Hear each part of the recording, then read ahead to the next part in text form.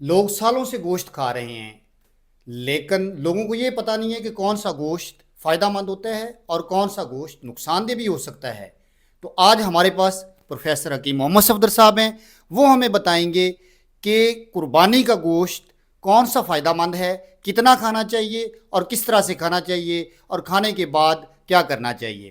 محترم حکیم صاحب، السلام علیکم۔ وعلیکم السلام ورحمۃ اللہ وبرکاتہ۔ سر یہ بتائیے گا کہ قربانی کی آمد ہے، کچھ دنوں کے بعد انشاءاللہ تعالیٰ قربانی آ جائے گی، تو آپ بتائیے گا کہ بڑا گوشت اور چھوٹا گوشت اس میں فرق کیا ہوتا ہے؟ بڑے گوشت ڈاکٹرز روکتے ہیں، حکامہ بھی روکتے ہیں کہ یہ مریض جو ہے وہ بڑا گوشت نہ کھائیں، تو آپ کے خیال میں کیا وہ صحیح کرتے ہیں؟ اور کون سا گوشت فائدہ مند ہوتا ہے؟ اور گوشت میں ایسی کون سی چیز ہے کہ جو جسم کو، مسلز کو اور ہمارے قوت مدافعت کو فائدہ مند ہوتی ہے؟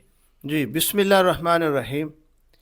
اصل میں جو چیز بھی اللہ تعالیٰ نے پیدا کی ہے اس کے اپنے مختلف فوائد ہوتے ہیں۔ تو یہ جو چھوٹا گوشت ہے، جس طرح بکرے کا گوشت ہے، بھیڑ کا گوشت ہے، دمبے کا گوشت ہے، تو یہ چھوٹے گوشت میں آتے ہیں۔ تو ان کا ایک تو یہ ہے کہ ان کا مزاج جو ہوتا ہے یہ گرم تار ہوتا ہے۔ جو گرم تار مزاج والی چیز ہوتی ہے وہ تقریباً معتدل مزاج رکھتی ہے، کیونکہ بلڈ جو جسم کے اندر پایا جاتا ہے اس کا مزاج بھی گرم تار ہوتا ہے۔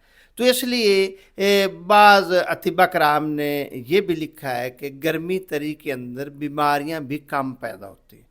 تو اس لحاظ سے یہ جو چھوٹا گوشت ہے بکرے کا، دمبے کا، بھیڑ کا، یہ ایک تو معتدل مزاج رکھتا ہے، دوسرے نمبر پر یہ مقوی اعصاب ہوتا ہے، اور پھر جلدی ہضم ہو جاتا ہے، بھوک بڑھاتا ہے، معدے کو طاقت دیتا ہے، اور معدہ کے اوپر بوجھ نہیں بنتا۔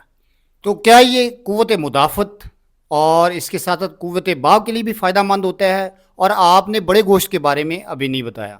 اصل میں یہ جو ہوتا ہے نا چھوٹا گوشت، یہ قوت مدافعت بھی پیدا کرتا ہے، کیونکہ یہ دماغ کو تقویت دیتا ہے، دماغ پھر آگے اعصاب کو چلاتا ہے۔ جب دماغ مقوی ہوگا تو پھر اعصاب بھی تیز ہوں گے، اعصاب میں بھی تقویت آئے گی، محرک ہوں گے۔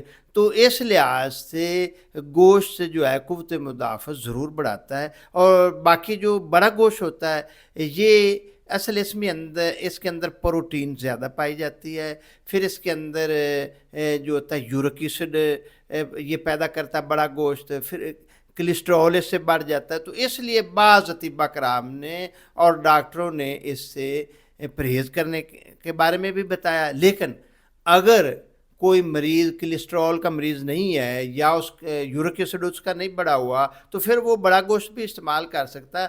لیکن جو بڑا گوشت ہوتا ہے یہ چھوٹے گوشت کے نسبت زیادہ طاقتور بھی ہوتا ہے، کیونکہ اس کے اندر پروٹین زیادہ ہوتے ہیں، عضلات کو، اعصاب کو یہ مضبوط کرتا ہے۔ تو اس لحاظ سے پھر یہ آگے انیمیا، یہ جو ذوف جگر ہو جاتا ہے، خون کی کمی ہو جاتی ہے، اس کے لیے بھی یہ بہترین چیز ہے۔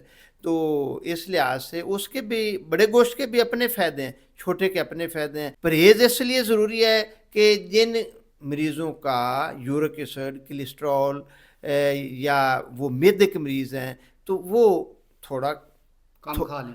وہ کم استعمال کریں، تھوڑا استعمال کریں، یا وہ پرہیز کریں۔